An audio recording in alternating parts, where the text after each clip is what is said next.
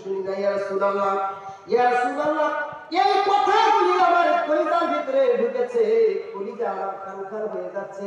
ইয়া রাসূলুল্লাহ, আপনি আমাকে আর দেরি না করে পড়া দেন লা ইলাহা ইল্লাল্লাহু মুহাম্মাদুর রাসূলুল্লাহ। বিশ্বনবী মুসাফ, তুমি কি জানো এই কালেমা পড়লে তোমার উপরে কি কি নির্যাতন আসতে পারে? তুমি জানো এই মক্কার বুকে তুমি যখন কালেমা পড়বা তোমাকে জেলে যেতে হবে, তোমাকে ফাঁসির কাষ্ঠেও ঝুলতে হবে, তোমাকে মেরেও ফেলতে পারে। মুসাফ, তুমি কি এগুলো সহ্য করতে পারবে? বলতেছি ইয়া রাসূলুল্লাহ, আপনার কণ্ঠ কলিজার ভিতরে ঢোকার পরে, আল্লাহর কোরআন কলিজার ভিতরে ঢোকার পরে আমি আর পৃথিবীতে কোনো প্রকারের ভয় পাই না। আল্লাহু আকবার। প্রিয় বন্ধুরা আমার, এই কোরআন যার কলিজার ভিতরে একবার ঢুকবে সে আর পৃথিবীর কোনো কিছু দেখে ভয় করবে। তাই আমি দুটো কণ্ঠে আজকে বলতে চাই, পূর্ব দিগন্তে যেমন সূর্য ওঠে, পশ্চিম দিগন্তে অস্ত যায়। এটা কি সত্য না মিথ্যা? জোরে বলেন। এই যে পূর্ব দিগন্তে সূর্য ওঠে, পশ্চিম দিগন্তে ডুবে যায়, এটা যেমন সত্য, আগামীর দিন, আগামীর এই জমিনে কোরআন দিয়ে রাত চলবে, কেউ থামাইতে পারবে না। কথা বলেন ঠিক কিনা?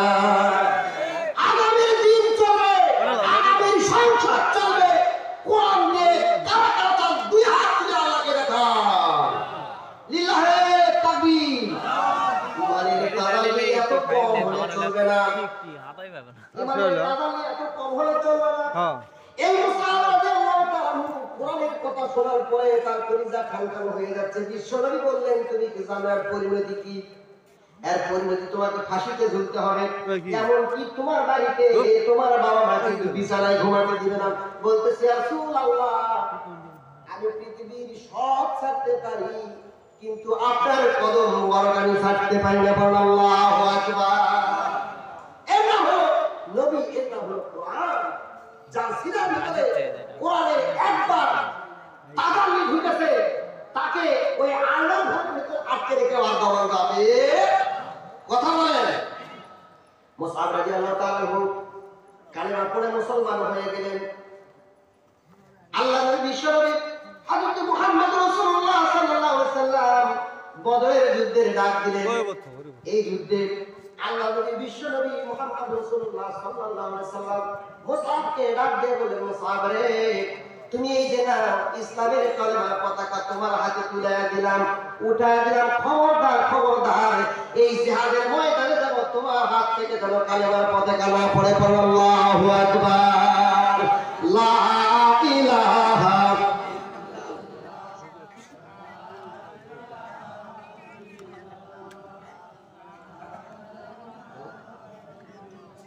জোরে লা ইলাহা ইল্লাল্লাহ, লা ইলাহা ইল্লাল্লাহ। আল্লাহ রাব্বুল আলামিন বলেন, বান্দা, ও আমার মুমিন বান্দারা শোনো, আমি তোমাদের থেকে কি কি নিয়েছি। তোমরা জিহাদের ময়দানে গেলেও তোমরা ভয় নাই, তোমাদের কোনো চিন্তা নাই, ওয়ালা তাহজানু, তোমাদের কোনো চিন্তা নাই, তোমাদের কোনো ভয় নাই। আল্লাহ বললেন, ইন্নাল্লাহা আশতারা মিনাল মুমিনিনা আনফুসাহুম ওয়া আমওয়ালাহুম বিআন্না লাহুমুল জান্নাহ। আল্লাহু আকবার। আল্লাহ বলেন, ইন্না হবে মুসাফফাবিল ফিল, ইন্না আল্লাকা আল্লাকিন্না লাইতাল্লা আল্লাহ, এগুলো হরফে মুসাফফাবিল ফিল। কোন শব্দের পূর্বে বসে ওই শব্দকে, ওই বাক্যকে শক্ত করে, একদম শক্ত করে, কোন দিকে যেন নড়াচড়া না করে। আল্লাহ রাব্বুল আলামিন বললেন, ইন্নাল্লাহা আশতারা মিনাল মুমিনিনা আনফুসাহুম ওয়া আমওয়ালাহুম বিআন্না লাহুমুল জান্নাহ। চিৎকার করে বলুন আল্লাহু আকবার। আল্লাহ বললেন, ইন্নাল্লাহ, নিশ্চয়ই আমি আল্লাহ, আশতারা মানে ক্রয় করেছি, মিনাল আমওয়াল, আশতারা মানে ক্রয় করেছি, মুমিনিনা আনফুসাহুম, মুমিনদের নিকট থেকে তাদের জান এবং মাল, আনফুসাহুম আমওয়ালাহুম, জান এবং মাল নিয়েছি, আমি আল্লাহ কি করছি? কিনে নিয়েছি। কার কাছ থেকে? কার কাছ থেকে কিনে নিয়েছে? আপনারা হাত রেখে একটা গাছ নেবেন, আপনারা বললে কথা বলতে পারেন না কেন? মুমিনের কাছ থেকে আল্লাহ রাব্বুল আলামিন জান ক্রয় করে নিয়েছে।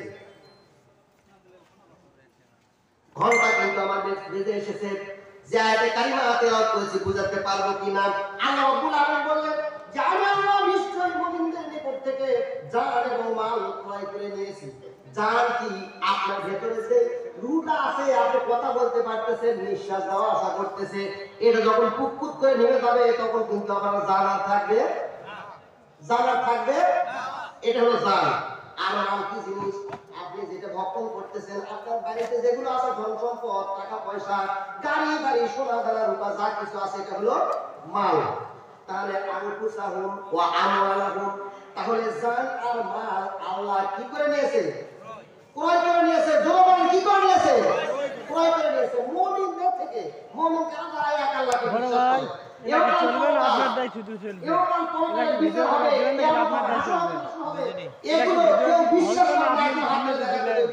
ভিডিও দেওয়া লাগবে।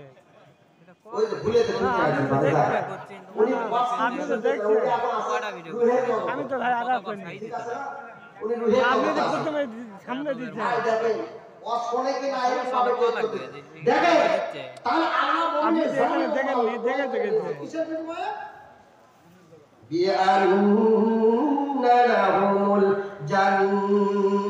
চিৎকার করে বলেন আল্লাহু আকবার। জান্নাতের বিনিময়ে মুমিনের জান এবং মাল আল্লাহ রাব্বুল আলামিন ক্রয় করে নিয়েছে। তাহলে একজন মানুষ আপনার কাছ থেকে কোনো কিছু ক্রয় করে নিল, ক্রয় করে নিয়ে আপনি এই যে জান্নাতটা আল্লাহকে ক্রয় করে নিল, এই জান্নাত কি আল্লাহ আপনাকে দিছে না দেয়নি? কথা বলেন না কেন? বুঝতেছেন না আমার কথা? জান্নাত কি আপনাদেরকে দিয়েছে? মুমিনদের কাছ থেকে যে এই যে জান্নাতের বিনিময়ে যে জান্নাত মাল কিনে নিল, আপনাদেরকে দিয়েছে না? কথা বলেন। আচ্ছা, আপনারা কি দিয়েছেন নাকি? জান্নাত কি আল্লাহ দিয়েছে আপনাদেরকে? জান্নাত দেয়নি এখন।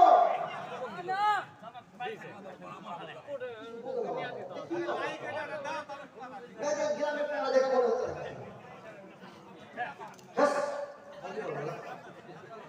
আপনার এই 5 মিনিট 6 মিনিট শুনে তার কর্ম না হলে কর্ম তার আল্লাহ এখনো জান্নাত দেয়নি। একজন মানুষ যদি আপনার কাছ থেকে কোনো কিছু ক্রয় করে নিয়ে যায়, ওই যে আপনাকে টাকা ওই দিবে কিনা তার জন্য একটা দস্তখত করতে হয়, একটা ওয়াদা করতে হয়, যাকে দিবই পারে লিখে রাখতে হয়। এই যে জমিন নানা সাইডে থেকে সাক্ষী থাকবে, আমার হুজুর সাক্ষী থাকবে, আমার চাচার সাক্ষী থাকবে, যে এই তিনজন সাক্ষী আছে দিবে। আল্লাহ বললেন আমি জান্নাতের বিনিময়ে জান এবং মাল আপনাকে বললাম, আমি এই ওয়াদা আমি আল্লাহ তোমাদেরকে দিয়ে দিলাম। পড়েন সুবহানাল্লাহ। এই ওয়াদাটা কেমন করে আল্লাহ রাব্বুল আলামিন দিলেন? জোর করে লেয়া লাগবে, তোমার উপরে ফেম তো দেওয়া যাবে না, মোবাইলে ফেম জোর করে লেয়া লাগবে। জুম করে দিলে তো আপনি দেখছিলেন, জুম করে দিলে আপনার মোবাইলের ফেম এটি দেখা হয় না।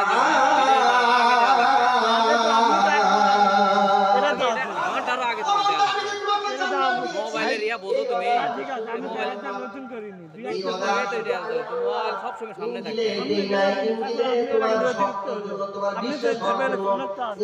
আমি আল্লাহ রাব্বুল আলামিন লিখে রেখেছি, আল্লাহু আকবার। আপনি করেন না, আমরা করব না। সামনে দাও, সামনে দিয়ে সব লাগে না। আসমানি কিতাব হলো 104 খানা, কয় খানা? জোরে বলেন কয় খানা? 104 খানা। এর মধ্যে বড় কিতাব হলো 4টা, কয়টা? 4টা। তাওরাত, জবুর, ইনজিল, 18 কোরআন মাজিদ, এই 4টে। তে 3টের মধ্যে আল্লাহ এই ওয়াদা লিখে রাখছে। কোন ওয়াদা? এই জান্নাত যে ক্রয় করে নিল আপনার নফসের বিনিময়ে, আপনার জানের বিনিময়ে, মালের বিনিময়ে জান্নাত ক্রয় করে নিল। আল্লাহ বললেন বান্দা এই ওয়াদা আমি তাওরাত কিতাবে করেছি, ইনজিলে করেছি, এবং সর্বশেষ কিতাব কোরআনে আমি আল্লাহ রাব্বুল আলামিন তোমাদের জন্য ওয়াদা করেছি। আল্লাহু আকবার।